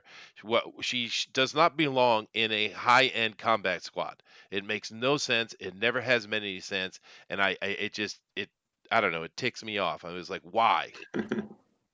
Well, I mean, as she's written lately, she's become a brilliant strategist. She's actually smarter than Joker, and she's actually, like, you remember the old or the old Batman animated series? She was the only one to actually get Batman in a way that could actually end him. He had to call Joker to come get her because he was going to die. She was going to kill him. Sure, but She's smarter than I mean, you've answered your question. She's smarter than all of them. yeah, She can okay. lead them. So That's why she's in front. where do generals sit in the battle? where the generals normally sit. Modern When day. they're not They crazy, sit in the back, making plans. making Yeah. plans. And I have no problem with that. I have no problem with her being an insanely crazy, high level strategist and smart. I have no problem with any of that. I like the Mhm. character in itself. I'm talking about her being in the vanguard Well, I was at getting. the I mean, front she's fighting. also. I mean, if she captured Batman and took him on, and like again, when she's written well and in the new iterations, like back in the day, like in this, and what you're seeing, and that's what I mean. In this, she's a tactical fighter. She can hold her own against anybody. In Suicide Squad, when she in these new iterations, when she's fighting Batman, she stands toe to toe with him, She shouldn't be and he's able one of the to. greatest fighters. That's my Plus, point. Waller She shouldn't be you're able forgetting to. something, Chester.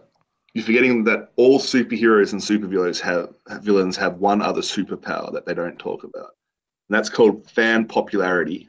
Yeah, no, Yep. you're So right. the more popular they are to fans, the better they are at fighting. And There's a great picture by this guy, deviant artist named Nesbial, Stefan Stevicic, I believe, and he has this picture. It's like of Dark Side, and he does his like the eye beams, and they go around Batman, and he's like, "Die, you insufferable Mary Sue."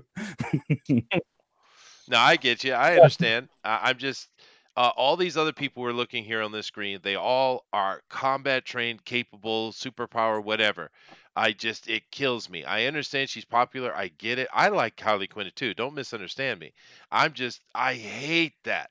I hate it, and it just ticks me off. Like and we might as well go ahead and because we're getting late. We might as well go ahead and just flow into the movies and stuff, the animated thing, because like in the movie one of the things that killed in the movie was not only Harley Quinn but the other ones.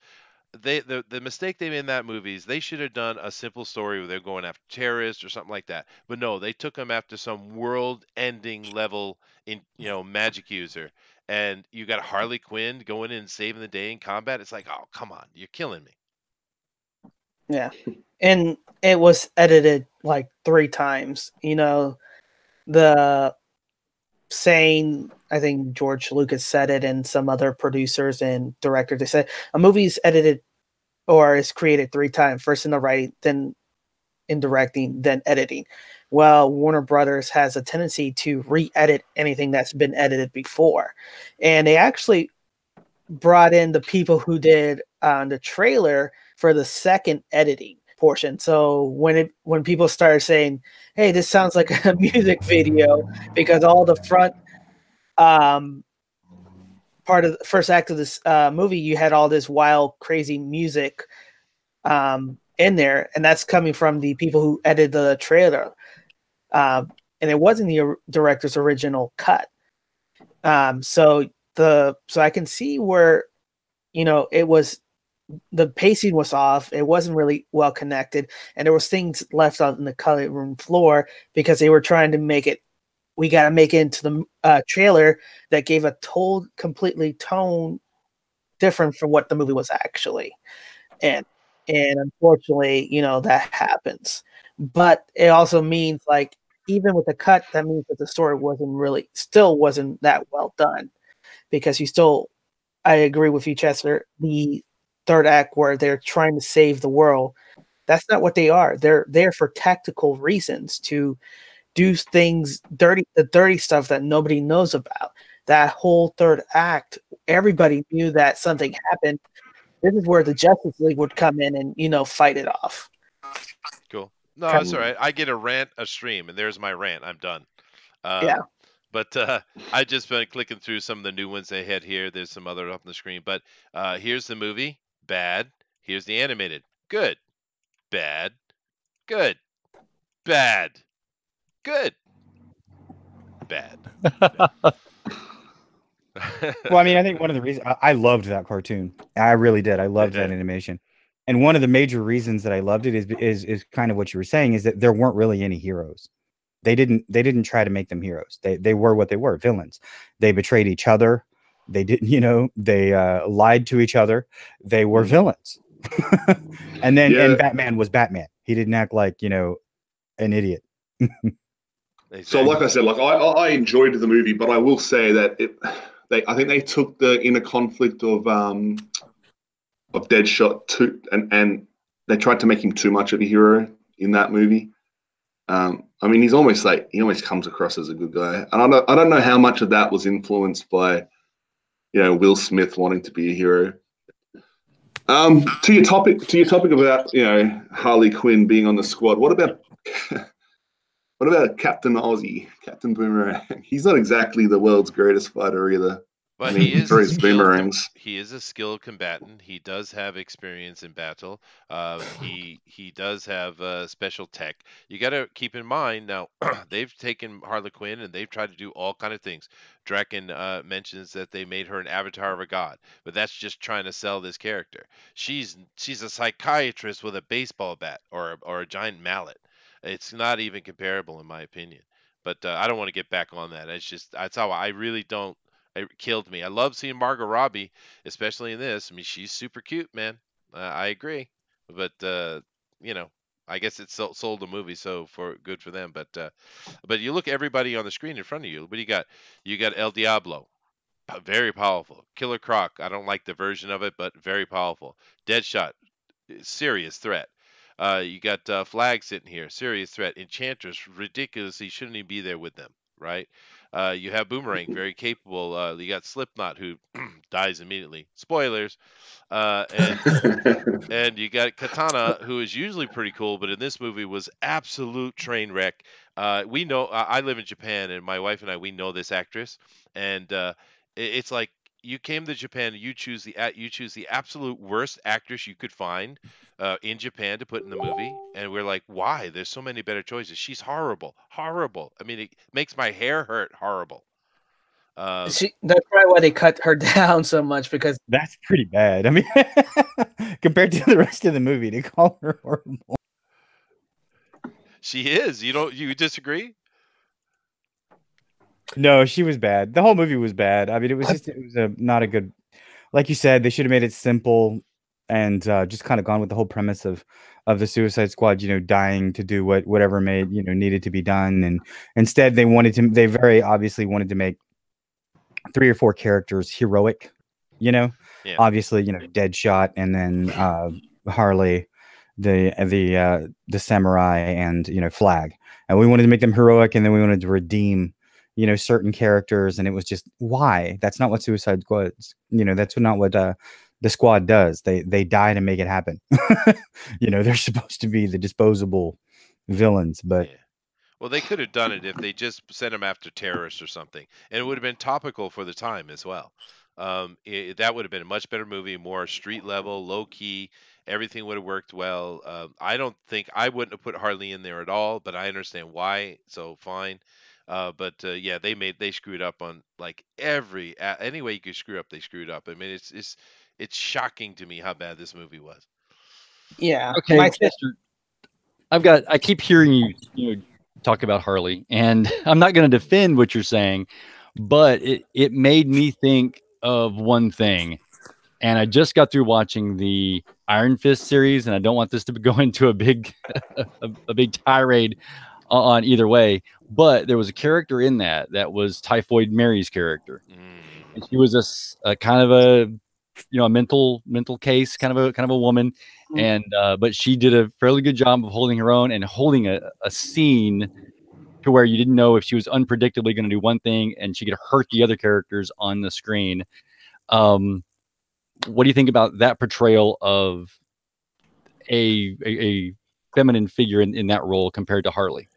I didn't see it, but I do know Okay. Typhoid Mary from Spider-Man, a pretty good run in Spider-Man actually.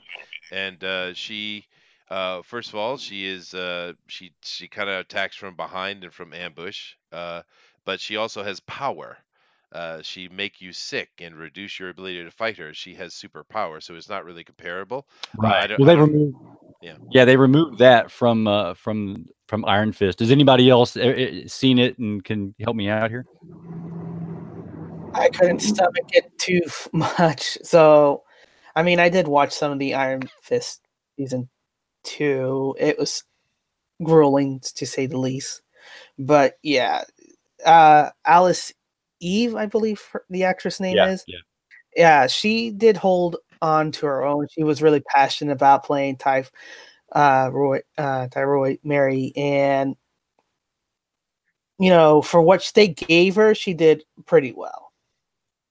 Yeah, just skip to her scenes, Chester. Okay, no, I feel like you're trying to cause me pain, DeWolf. I mean, you're kind of forcing me to go watch the season 2 of Iron Fist, and Occasionally, if I can, yeah, I might. okay, thank you. I feel the love, Yeah. brother. And aloha, and aloha, Art. Thank you for stopping by. Hey, thanks Anyway, a we'll lot, get Art. back. We'll get back off of that and back to Harley and the boys here. Yeah, well, we do need to wrap it up as far as our opinion on Suicide Squad. So, if anybody else has anything to say about the movies or the animated or some of the later comic books, which we didn't talk about a lot, but to be honest with you, I would check out one or two here or there, but it never improved for me. Like I said, for me, my overall opinion of Suicide Squad is incredibly missed opportunity because the name is cool, the concept is cool, but I've never seen him hit it. Now, maybe some of you guys can, here in the panel and over in the chat, maybe you guys can suggest certain issues or certain runs that actually were done well. Please do. But for me, my opinion is missed opportunity. Yep. Give me the Dirty Dozen, the Magnificent Seven, the Seven Samurai, or Thunderbolts. Absolutely. Yeah. No disagreement here. It's good, but not to the potential it could be. It's a lost opportunity. But it did have some ramification because it does continue on. So they know this is a good idea. They just haven't found the best and awesome writer that can fully bring it to life. Maybe, or maybe we just haven't read that. No, absolutely. What do you think, Beowulf? What's your final opinion on Suicide Squad as a whole, man? Well, I was going to check it out some more until you just bummed me out. But I don't know. Okay, so it's still quite a young idea as far as comics are concerned. It's only began in the 80s, so it still has potential. So let's see going forward. It's getting maybe Suicide Squad 2, the movie, will generate a bit more buzz, and someone will pick it up, and we'll get some decent storylines out of it. We'll see. Interesting. Now, Dr. Wright, you and I had an interesting debate. Thank you very much. What's your overall, man? On the series, I mean, like I said before, I mean, I think it's a lot of collected loose ideas that were great, but they were never really executed very well. It's unfortunate because, like you said, I do think it's a waste of a great opportunity. On the writer's side, that's an extremely difficult place to write from because you have the conflict in and of itself is just difficult. Like I said, I mean, what you're saying is that villains are easier to control, and then you have to say, okay, well, why? Right? Why is that? And then everything that all these characters say, and whenever like Waller has to talk to them, she has to talk like that. Her tonality, the way she speaks, what she says, all that has to come across, or it's clumsy. It just comes off as like an after-school special, which is unfortunately what happens with it. Yeah. Interesting. How about you, John? You've listened to us talk about Suicide Squad. You've listened to all our opinions and ideas, and there's been many different ones, although there seems to be a kind of an underlying agreement. What do you feel now that you've heard this information? I think that I like the idea that they're doing the whole, like, I guess, anti-hero thing, and to show that there's not like pure evil out of all villains. But I don't know. It'd be nice if they like made the characters like people we actually care about, like villains that, or I don't know. There's when I went and saw the movie, I did whatever I can to like try to enjoy it, and with like no background, no understanding of like the story or anything. It was nice because I didn't have any expectations of it, but I don't know. It's a cool story, and they should not mess it up. I mean, I don't know how many times they have to revamp it to get it right, but it could be a really cool story. Maybe it'd be funnier if they just like revamp it with different characters every 3 years and just to try to get it right. Maybe they do a couple runs where they end the series by them ultimately switching to the side of like evil and being like, oh, that sucks. Like, all right, let's try this again with some different characters or something. I don't know. There's just so many different ways they can do that without just like letting it just fizzle out and be dumb and something that we don't care about. They should, you know, yeah, I don't know. I want them to make it awesome. Yeah, that's exactly right. We want them to make it awesome, but the in the end result here, we want an over under. Is this overrated or underrated? DC keeps doing it since the '80s. They keep pushing it. They keep bringing back more of the issues. They haven't dropped it. They keep putting them in animated series and in their own animated movies. They have a movie. I have heard that they actually are thinking about doing another Suicide Squad, which shocks me. But nevertheless, they keep pushing it, pushing it, pushing it. So DC thinks it has value. From that point of view, Beowulf, overrated, underrated. At the moment, I'm going to say it's probably just a tad overrated, but it has so much potential. It does have a lot of potential, so we'll see. Like I said, I enjoyed the first movie a lot more than most of you guys, so I'm looking forward to number 2, and I'm willing to give it a go. And like I said, if that can generate some buzz and we can get some more properties out of that for Suicide Squad, whether another animated show or some more comics, another comic line, it could be good. I think a video game could be really exciting, like getting the chance to play the villains and run around and do stuff. That could be pretty exciting. That's not a bad idea. Yeah. So, but you're saying underrated. I mean overrated. Yeah. I'm saying just a little overrated, okay, but not too bad. Cool. How about you, DeWolf? Oh yeah, all kinds of overrated. Simple and to the point. All right, Denali. I think it's just a little tad underrated because it has that potential and it has the right writer to make it fully realized. Okay. How about you, Dr. Wright? Overrated or underrated? As it's written, it's overrated. I mean, there's really there's unfortunately not too much of an argument with that. As it could be, it's underrated. Somebody that I would like to see that does this concept very well is Rick Remender. And many books like Tokyo Ghost, The Deadly Class, 7 to Eternity. There's all the kind of idea of not quite villains, but more like anti-heroes going on almost a suicidal mission. And there's a lot more resolution of conflict and interesting tension built up in those. So I'd love to see what somebody like him could do with a product like this, a title like that, but as it is, yeah, it's overrated. Okay. Thank you very much. John, overrated, underrated? Oh, I'd say underrated. As much as I want to say overrated, I'd say underrated. If they could figure it out, it'd be really cool. The movie, I think there's maybe 2 characters I even cared about the whole movie, and one of them just had a nice butt. Outside of that, like, I don't know. I think underrated. If they figured it out, they can make it cool. But okay, yeah, cool. Thank you very much. No, I mean, and for me, this is extremely overrated. They most certainly, the concept, if done right, would be very cool. But they've had almost 40 years and they haven't gotten it right. So it's just, maybe they can't get it right, or maybe they don't have the right people to get it right. I don't know what to tell you, but for me, it's overrated. And I think, and I say that with a heavy heart because I think this thing should have been awesome forever, and it never has been.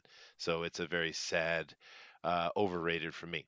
Nevertheless, thank you guys all for joining us on the panel. Thank you for your opinions and spending 2 hours together talking about Suicide Squad and all our ins and outs of it. It was pretty cool. I really enjoyed that. Now, last week, we had one that we considered to be underrated, great book by with a Spider-Man book series that was put together in a trade paperback called Craven's Last Hunt.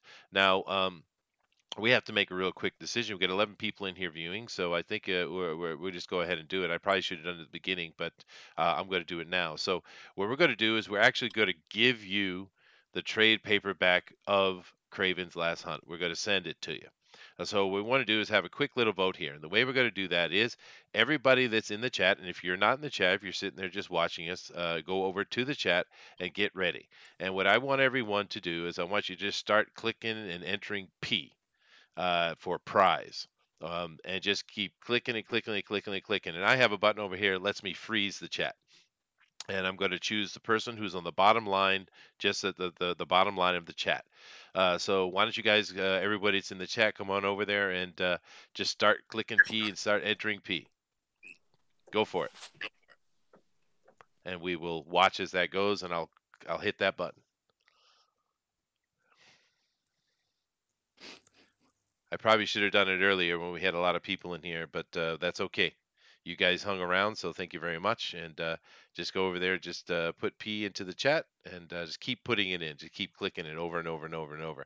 And I will freeze the chat.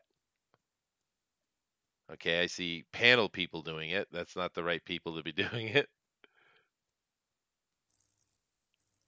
Okay. All right. So yeah, okay, we're not getting interaction from it. So I guess we should probably do it. What do you guys think? Should we just save it for maybe do it on FanSpeak where we have the larger audience and do it earlier? Yeah, I think we save it till fans speak. If nobody wants a free copy, they're lost. But let's do it on FanSpeak when we got a bigger audience that's live. And Okay, I'm yeah, sure sure. No, that's fine. That's fine. We'll hold that off now until FanSpeak, and I'll do it in the beginning. Um, but I thought it would be cool to when we have a underrated, meaning we really liked it and think we want to see more, to do giveaways, and I'll talk about that more on FanSpeak on Friday. But anyway, thank you all for being here. We really appreciate your support and appreciate you being here with us and giving your opinions and listening to us. And we're having a lot of fun doing what we're doing. Just keep in mind, every day at 8 p.m. Eastern Standard Time, we do the comics news today. Of course, here on Tuesday, we do the Bugbear's Basement, as we just did. And on Friday, of course, at 8 p.m. Eastern Standard Time is FanSpeak. Also, tomorrow is the prose edition of the Drawn and Quartered on Mike S. Miller's channel, Blacklist Universe. And Thursday, just keep in mind, we'll announce it on the Comics News today, but it'll also be announced elsewhere where we will be doing the fan edition of that. And I will be hosting that, and not hosting that, I'll be emceeing that, and I'll certainly see you all there. That's a lot of fun. So, all right, let's just go down and everyone give your last comments, where people can contact you, all those kind of things like that. Go ahead, Beowulf. Yeah, you can follow me on Twitter at Beowulf Reborn. Or you can, if you want to message me on Facebook, I'm quite active on the FanSpeak page there. You can just contact all of us on the FanSpeak webpage, which I believe you have linked beneath. I have. Yes, you do. Yeah, but thanks for coming out and checking us out and listening to our opinions on Suicide Squad, and look forward to interacting with you more every Tuesday, I believe it is for America, on Bugbear's Basement. Otherwise, I'll catch you on FanSpeak. Excellent. All right, DeWolf. And good night, Dobranoc. Excellent. Okay, yeah, no brownouts. Denali. You can catch me at Denali101 for Twitter or at FanSpeak. I'm usually posting up news for Comics News Today. And yeah, contact me either of those. I'm kind of open for all that. And like I always say in every closing segment, you guys are in charge of your own reality. Your perception is your reality, so always make it a good one. All right. Dr. Wright. You can find me at Dr. Wright is in on Twitter. And I've taken over the writing duties of a book called Sway, about a beautiful, buxom young lady bouncing demons and deities alike.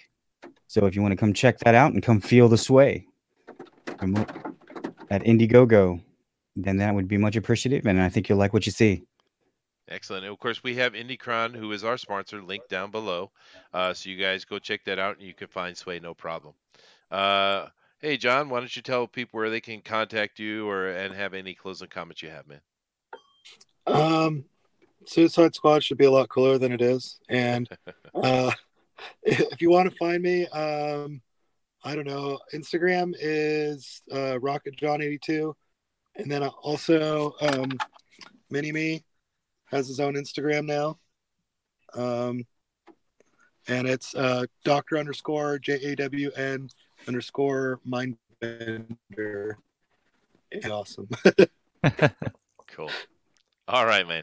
Well, thank you, guys.